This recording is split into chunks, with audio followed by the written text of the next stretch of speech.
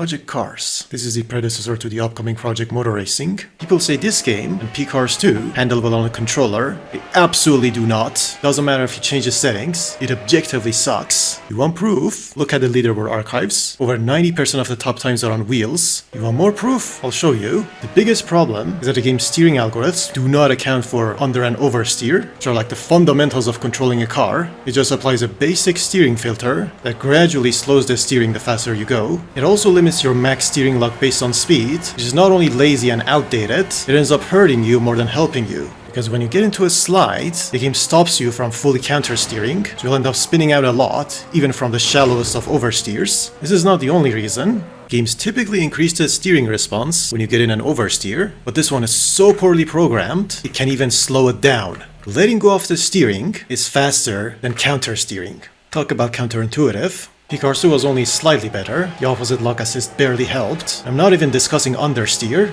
All this means that you have to go so slow, severely underdrive the car, and avoid pushing the tires anywhere close to their limit. And that is the opposite of what you're supposed to do in a game about racing. This game's input filtering is simply awful, and the worst part is that it could have been easily rectified. In fact, I'm gonna do a part of it myself. For the rest of the footage, we're gonna trick the game into getting rid of this stupidity. Sim racing games like this are one of many reasons why the genre has a bad reputation. They shouldn't be marketed towards a general audience when they don't even support the devices they use. If you think this game plays well on a gamepad, you don't know what you're talking about, or you haven't played shit in terms of racing games, or your standards for them are way too low.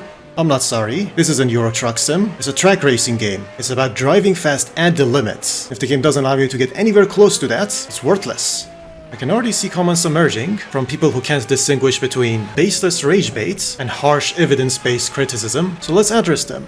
No, gamepad being undrivable isn't directly caused by realistic physics. It's all about the right input filtering methods. You don't need to touch the physics at all to make a sim racing game intuitive on a keyboard. There are already mods that implement these methods for some games, like advanced gamepad assists for Assetto Corsa. They're not even real assists like ABS and TCR. Some are arguably more realistic as well, so win-win on every side. It just takes a Simbro dev to do the bare minimum. Until not a single fucking person on the dev team tried this multi-platform title on a gamepad other than casually cruising around the track at under 100 kph. At those speeds it doesn't matter, you can drive with a banana if you get it to register inputs. You can further confirm this by looking at Project Cars gamepad footage. Even experienced racing game players can't drive smoothly, and for once it's not a skill issue. What is though, is spreading misinformation saying it is. Assetto Corsa Rally just set a new low in gamepad support, and there are still shills defending it, saying it plays well on a gamepad, when they haven't even driven for one corner. And like, the gameplay speaks more than enough. They keep spinning out, cause what idiot puts speed-based steering lock in a rally game? Or any game really? Literally doing nothing would have been more preferable, by a lot. It's not just the game maker's fault, it's also the people who are so accustomed to garbage that they praise it instead of criticizing it.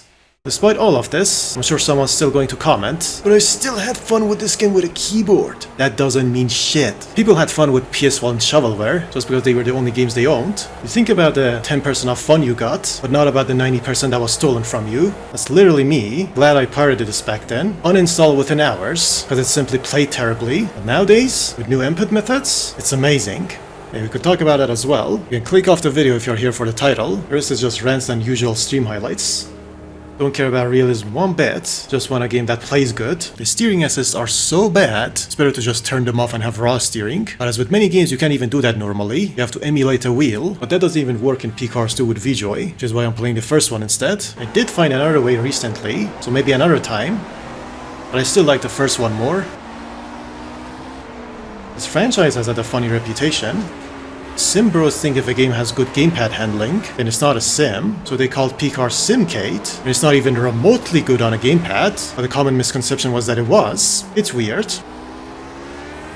You know the physics had issues, that's literally every game. Nowadays I hate the sim and arcade classification. It's incredibly flawed, but it's also so baked in that I'll just have to roll with it, or else I will have to write an essay whenever I bring it up in a conversation.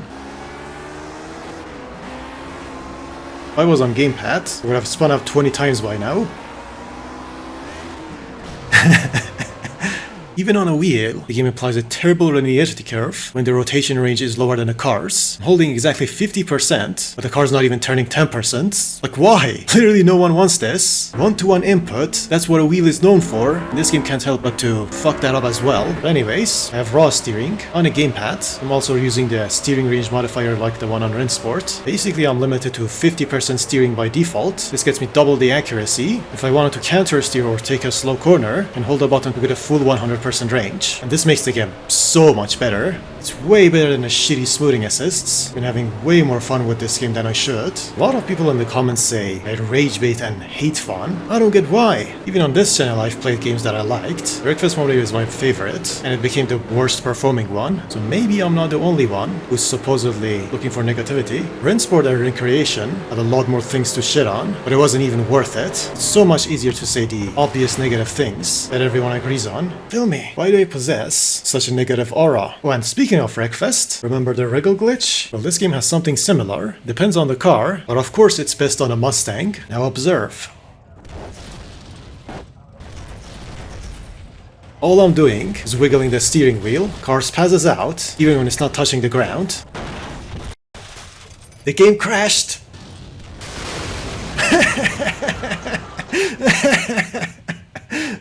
500 kph.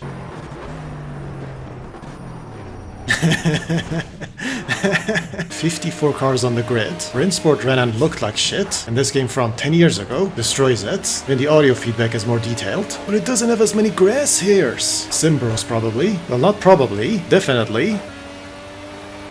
The amount of people I've seen criticize grass is just sad. Like, eyes on the road, online, dead. There's a lot of car variety. It's not just a number of them. The fact that they handle a lot differently too. Although, a part of that is because some of the cars are unfinished. I'm not doing anything here, just holding the steering wheel. You need tuning to save them. Setups have way too big of an impact on the car. The meta isn't even developed. The internet is full of the usual realistic tuning garbage. Copied the tune from a video published 10 years ago for this car. It instantly made it 2 seconds faster. There's more room. At least the ghosts and leaderboards still work in this game. Unlike PCars 2, world record on a controller. That's a legit time. This is gonna be a walk in the park. 41 times total. We're gonna get it first try. Just a few secs off.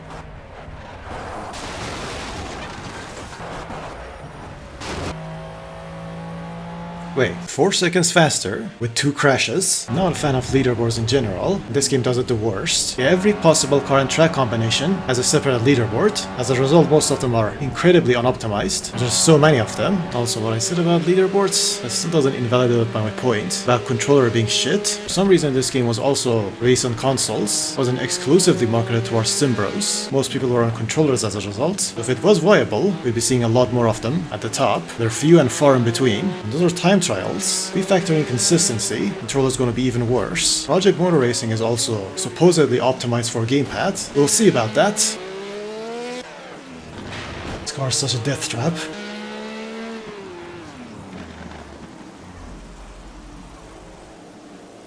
Almost calculated. 900 horsepower and weighs 600 kilos.